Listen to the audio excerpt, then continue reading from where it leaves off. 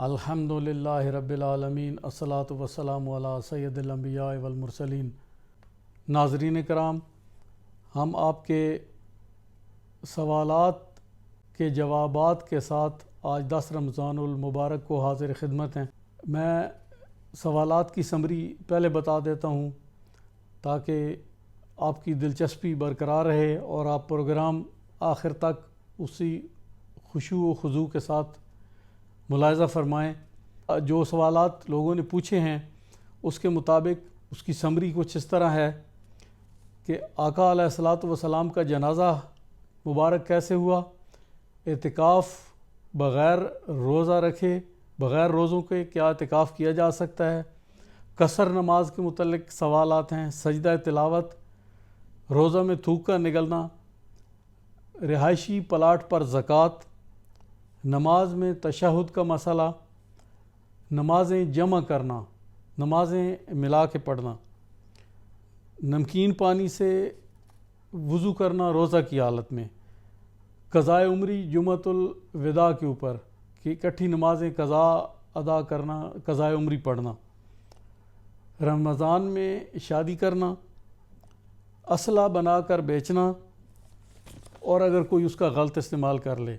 تو یہ چند موضوعات ہیں جن کو آج ہم انشاءاللہ اپنے اس پروگرام میں کور کریں گے۔ تو آئیے پروگرام کا آغاز کرتے ہیں۔ سب سے پہلا سوال ہے جناب علی خان صاحب پشاور سے ہیں۔ انہوں نے پوچھا ہے کہ حضور علیہ الصلاۃ والسلام کا نماز جنازہ کس طرح ادا کیا گیا۔ حضور علیہ الصلاۃ والسلام کے جنازے کے بارے میں مکمل تفصیل آپ کو تفسیر ابن کثیر میں جلد نمبر 4 صفحہ نمبر ہے 472، 502، 503، 505 اور 507 میں یہ آپ کو تفصیل مل جائے گی۔ تاریخ الخمیس جلد دوم صفحہ نمبر 165 اور 166۔ امام بہقی نے دلائل النبوہ میں جلد 2 صفحہ نمبر 231، 233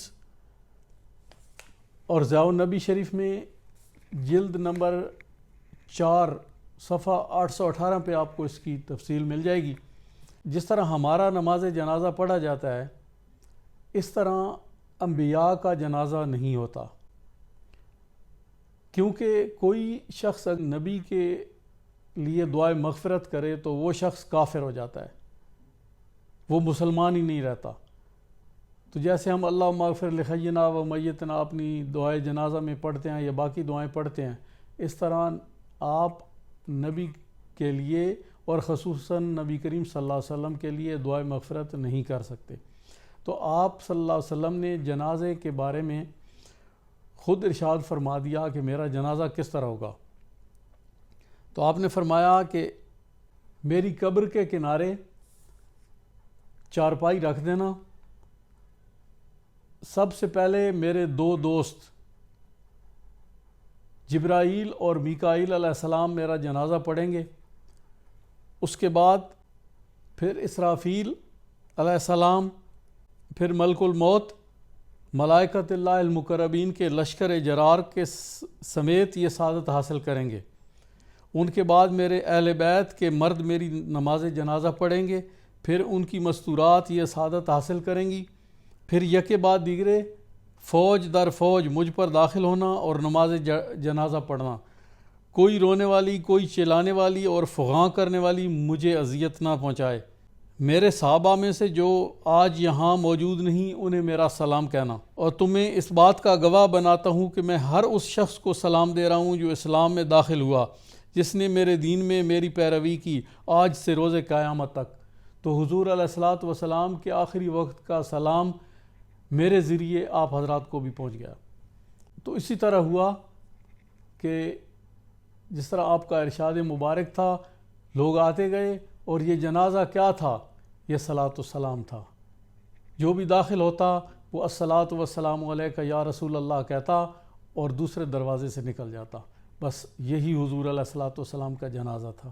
یہ تفصیل آپ کو جو میں نے ریفرنس آپ کو دی ہیں بکس کے، وہاں آپ کو مل جائے گی۔ دوسرا علی خان صاحب کا ایک سوال تھا کہ اگر کوئی بندہ بالکل روزہ نہیں رکھتا اور پورے رمضان کے اس نے روزے نہیں رکھے تو وہ اعتکاف کر سکتا ہے۔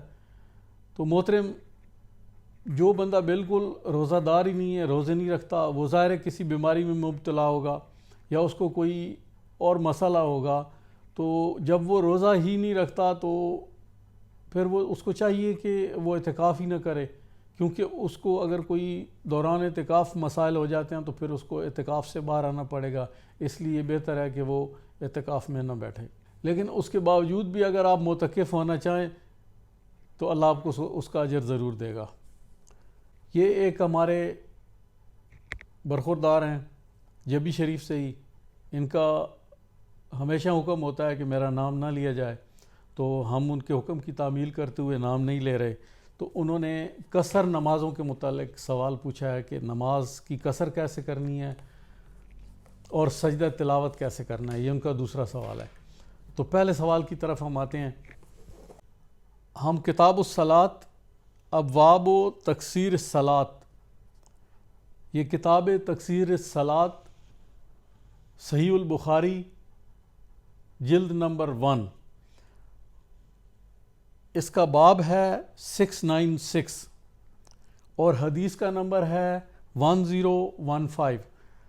حضرت عبداللہ بن عباس سے روایت ہے، انہوں نے کہا نبی اکرم صلی اللہ علیہ وآلہ وسلم مکہ مکرمہ میں 19 دن ٹھہرے اور قصر کرتے رہے، اور جب ہم بھی 19 دن کا سفر کرتے تو نماز میں قصر کرتے، یعنی 4 رکعتوں والی نماز 2 رکعت پڑھتے، اور اگر ہم 19 دن سے زیادہ ٹھہرتے تو پوری نماز پڑھتے۔ پھر حدیث نمبر 1016، یا بن ابو اسحاق حضرمی بیان کرتے ہیں، میں نے حضرت انس بن مالک سے کہتے ہوئے سنا، ہم نبی اکرم صلی اللہ علیہ وسلم کے ساتھ مدینہ سے مکہ کی طرف نکلے، نبی اکرم صلی اللہ علیہ وآلہ وسلم نے مغرب کی نماز کے علاوہ تمام نمازیں 2 رکعت پڑھیں، یہاں تک کہ ہم مدینہ منورہ پہنچ گئے۔ یا بن ابو اسحاق حضرمی کہتے ہیں، میں نے حضرت انس بن مالک رضی اللہ عنہ سے کہا کہ تم مکہ مکرمہ میں کتنے دن ٹھہرے؟ حضرت انس نے کہا کہ ہم مکہ میں 10 دن ٹھہرے۔ امام بخاری نے ایک اور باب باندھا ہے 699، نبی اکرم صلی اللہ علیہ وآلہ وسلم نے 1 دن اور رات کی مسافت کا سفر کیا ہے۔ حضرت عبداللہ بن عمر رضی اللہ تعالیٰ عنہ اور عبداللہ بن عباس 4 برید سے مافوق میں نماز قصر کرتے اور روزہ افطار کرتے، یعنی کہ روزہ نہ رکھتے، اس کو اپنے آپ کو مسافر کنسیڈر کرتے۔ امام بخاری رحمۃ اللہ علیہ نے کہا ہے کہ 4 برید 16 فرسخ کا ہے، اس اعتبار سے مدت مسافت قصر نماز کے لیے 48 میل سے زائد ہے۔ اگر آپ 48 میل سے زائد سفر کر رہے ہوں تو آپ نے نماز قصر کرنی ہے۔ اور میں نے یہ فاصلہ جبی شریف سے ناپا ہے، اگر آپ سرگودا کی طرف جائیں، جھال چکیاں سے کچھ مسافت پہلے جہاں مہمان سرائے ہوٹل ہے، اس سے تھوڑا سا آگے یہ 48 میل پورے ہو جاتے ہیں، تو اس سے آگے کی نماز جو ہے وہ آپ کی سرگودا میں آپ کی قصر ہوگی۔ سرگودا سے چکیاں، جال چکیاں سے پہلے آپ کی نماز جبی شریف والوں کے لیے قصر نہیں ہے۔ اسی طرح آپ لوگ اب سفر کرتے ہیں موٹر سائیکلز پہ، گاڑیوں پہ، تو اپنے گھر سے فاصلہ ناپ لیں، جس سے اپنی قصر کا اس راستے سے اپنی مسافت ناپیں گے کہ 48 میل سے زائد ہے تو پھر آپ قصر کریں گے، اور آپ کا قیام 19 دن سے کم ہے تو آپ قصر کریں گے۔ تو امام بخاری کی رائے یہی ہے، ہم اسی پہ اکتفا کرتے ہیں۔ دوسرا کہ یہ کہاں سے شروع ہوتی ہے؟ جب آپ اپنے گھر سے نکلتے ہیں تو یہ جب آپ اپنے شہر کے مکانات سے نکل جائیں تو آپ کی قصر شروع ہو جائے گی۔ یہ نہیں کہ آپ اس 48 میل کے اندر ہیں تو پوری پڑھیں گے، باہر نکل کے پھر پڑھیں گے، یہ آپ کے ارادے پہ ہے کہ آپ کہاں جا رہے ہیں، تو آپ اسی حساب سے نماز قصر ادا فرمائیں گے۔ جب واپس آئیں گے تو بھی اپنے شہر میں داخل ہونے تک آپ قصر کریں گے۔ یہ ایک حدیث مبارکہ ہے، باب یکسر اذا خرج من موضعہ و خرج علی ابن ابی طالب علیہم السلام فقصر وہو یری البیوت فلما رجع قیل لہ ھذہ الکوفہ قال لا حتی ندخلھا۔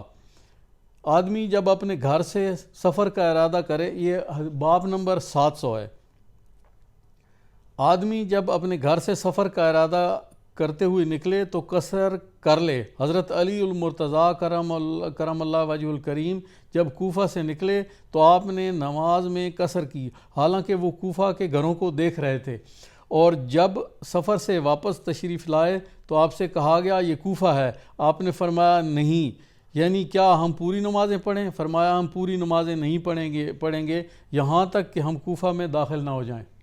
تو کوفہ سے باہر بھی آپ نے نماز پڑھی۔ یہاں ایک دلچسپ بات اور میری نظر سے گزری ہے کہ امام بخاری نے حدیث کے متن میں سیدنا علی کرم اللہ وجہہ کو علی ابن ابی طالب علیہ السلام لکھا ہے، اور جناب یہ مترجم نے جب ترجمہ فرمایا ہے، یہ ہیں تو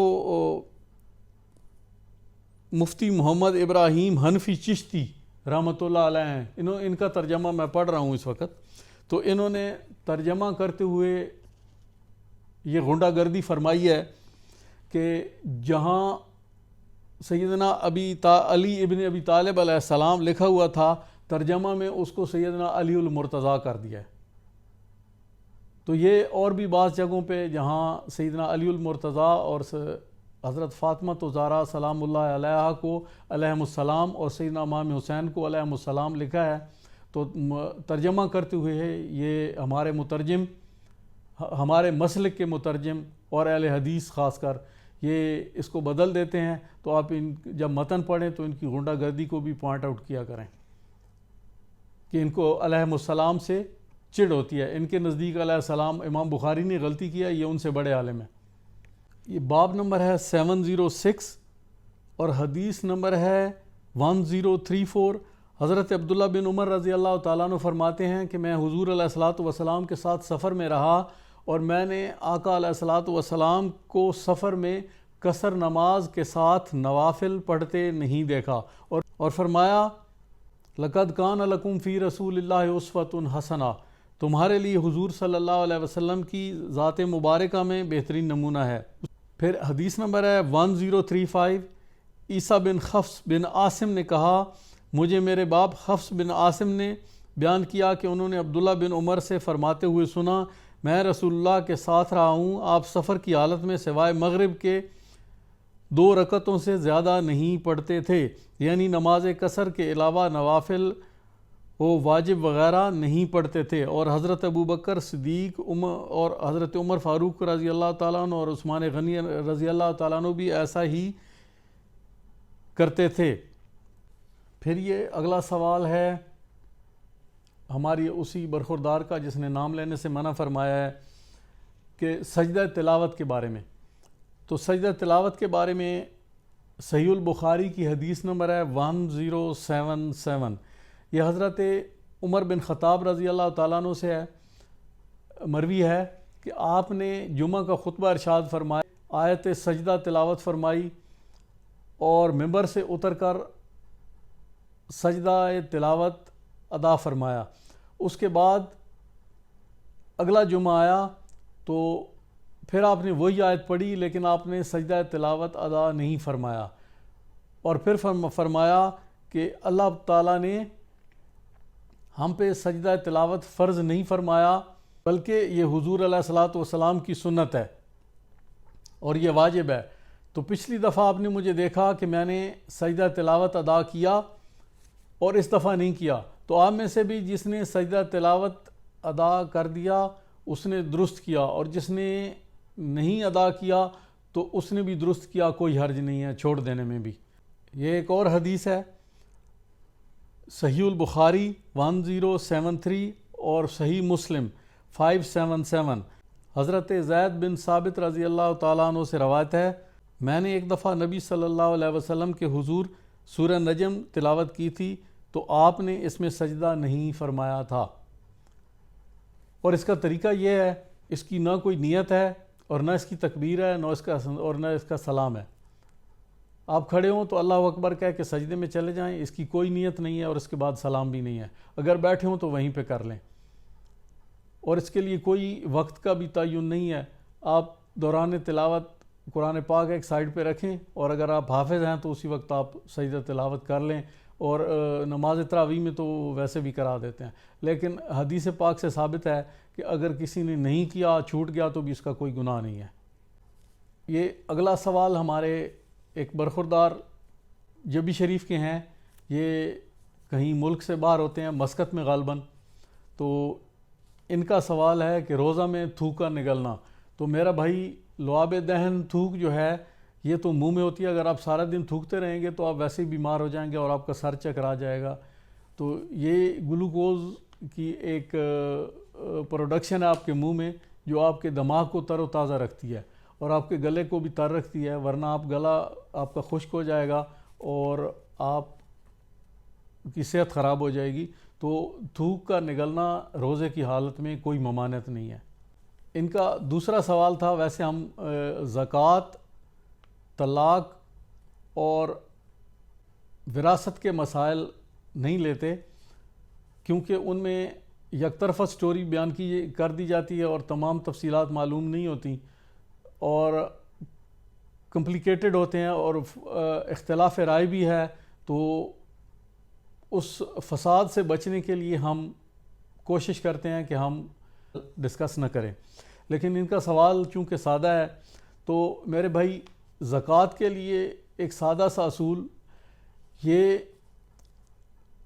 روپیہ پیسہ، 7.5 تولے سونا، 52.5 تولے چاندی، اور اس کا آپ کے پاس 1 سال کے لیے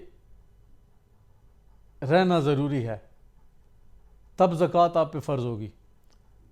رہائشی پلاٹ اگر آپ نے رہنے کے لیے خریدا ہے تو اس پہ زکوٰۃ نہیں ہے، لیکن اگر آپ کا ارادہ اس کو بیچنے کا تھا اور سیل پہ لگایا ہوا تھا کہ بک گیا تو بک گیا، نہ بکا تو پھر ریزیڈنشل ہے، تو اب ریزیڈنشل کے لیے استعمال کر رہے ہیں تو پھر بھی زکوٰۃ نہیں ہے۔ لیکن اگر برائے فروخت رکھا ہوا ہے اور اس نیت سے خریدا تھا کہ بیچ دیں گے اور وہ بیچنے کے لیے ہی رکھا ہوا ہے تو اس پلاٹ پہ پھر آپ کی زکوٰۃ ہوگی۔ ہر سال کے حساب سے آپ وہ کیلکولیٹ کر لیں اس کی قیمت، لیکن 1 سال کے بعد کی اس کی ویلیو سے شروع ہوگی، ہر سال کی جو الگ ویلیو ہے وہ آپ کیلکولیٹ کر لیں تو اس پہ آپ کو زکوٰۃ دینا ہوگی، ورنہ رہائشی پہ زکوٰۃ نہیں ہے۔ اور ایک سوال انہوں نے پوچھا ہے کہ عرب ممالک میں جو عرب ہیں وہ جب جماعت میں آ کے داخل ہوتے ہیں تو ان کی رکعات باقی تھی، وہ وہی رکعات پڑھتے ہیں اور تشہد نہیں پڑھتے، اور 2 سجدے کر کے جو رکعات ان کی باقی رہ جاتی ہے تو وہ سلام پھیر کے چلے جاتے ہیں، تشہد نہیں پڑھتے۔ میرے بھائی حضور علیہ الصلاۃ والسلام کے اسوہ حسنت سے تو تشہد کے بعد ہی سلام ہے، آپ جو بھی رکعات آپ کی بقایا رہ جاتی ہے وہ آپ پڑھ کے اور آپ تشہد پڑھ کے ہی سلام پھیریں گے۔ وہ ہو سکتا ہے کسی اور مسلک کو فالو کر رہے ہوں، کیونکہ ہم احناف ہیں، ہمارے لیے تشہد ضروری ہے، لیکن اگر کوئی کسی اور مسلک کو فالو کر رہا ہے تو آپ ان کو جانے دیں، کیونکہ ہو سکتا ہے شافعی، مالکی، حنبلی ہوں تو نماز کے طریقہ ہر ایک کا مختلف ہے، تو تھوڑا فرق ہے، تو آپ ان کو جیسے وہ کر رہے ہیں ان میں بھی دخل اندازی نہ کریں، بلکہ آپ اپنا تشہد مکمل کر کے سلام پھیریں۔ امید ہے کہ آپ کو بات سمجھ آ گئی۔ اگلا سوال ہے نمازیں جمع کرنا۔ یہ آصف قادری صاحب ہیں شادیہ سے، یہ ہمارے بڑے پیارے بھائی ہیں، ہمارے مستقل کالر ہیں، کوئی نہ کوئی سوال بھیجتے رہتے ہیں، تو انہوں نے سوال پوچھا کہ نمازیں جمع کرنے کے بارے میں کیا حکم ہے۔ یہ صحیح البخاری جلد اول اور کتاب ہے مواقیت الصلاۃ اور حدیث کا نمبر ہے 532۔ حضرت عبداللہ بن عباس رضی اللہ تعالیٰ عنہما روایت کرتے ہیں، نبی اکرم صلی اللہ علیہ وآلہ وسلم نے مغرب و عشاء کی 7 رکعتیں اکٹھی پڑھیں اور ظہر و عصر کی 8 رکعتیں اکٹھی پڑھیں۔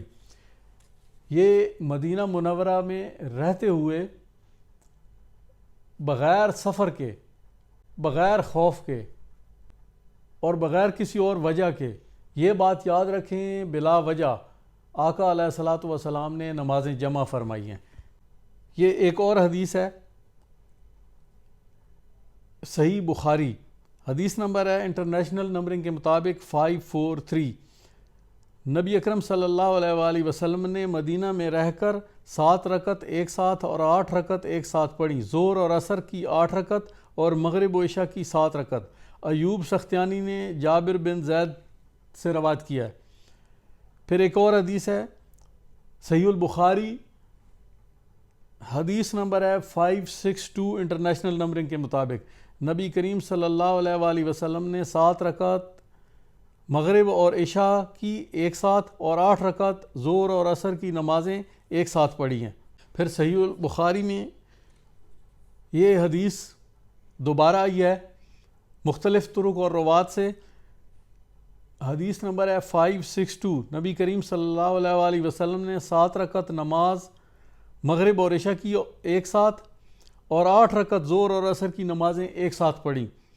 ایک اور حدیث صحیح البخاری میں نمازیں جمع کرنے کے بارے میں ہی ہے، حدیث کا نمبر ہے انٹرنیشنل نمبرنگ کے مطابق 1107۔ رسول اللہ صلی اللہ علیہ وآلہ وسلم سفر میں ظہر اور عصر کی نماز ایک ساتھ ملا کر پڑھتے اور اسی طرح مغرب اور عشاء کی بھی ایک ساتھ ملا کر پڑھتے تھے۔